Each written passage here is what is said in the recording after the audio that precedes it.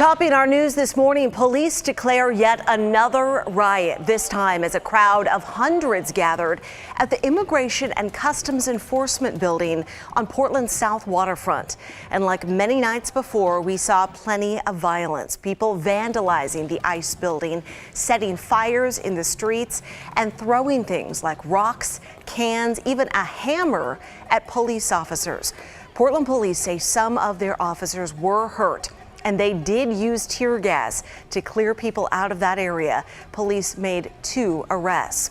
Now, meanwhile, a Milwaukee man is in custody accused of firing a gun from his car during a downtown protest on Saturday.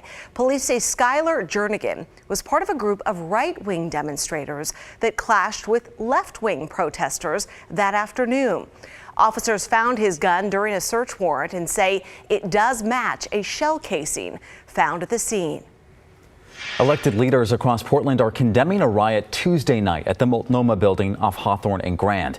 It's the headquarters for county government and a hub for community services. Some people in the crowd broke windows and lit fires inside the building. Here's what Sheriff Mike Reese said about that riot.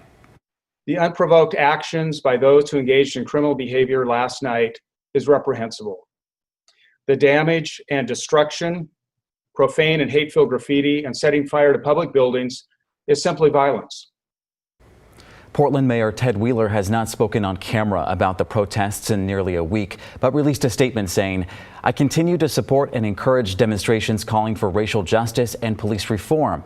I condemn the criminal destruction that occurred at the Multnomah County building. This type of destruction makes the community less safe." And Police Chief Chuck Lavelle wrote, "Breaking windows, using accelerants to ensure a fire catches and damaging property are not solutions, but further demonstrate the intent to engage in anarchy at the expense of the entire community." Now, we've covered these protests since the very beginning, more than 80 days ago now. You can catch up on all of our coverage on the KGW YouTube page. We have a playlist dedicated specifically to the protests.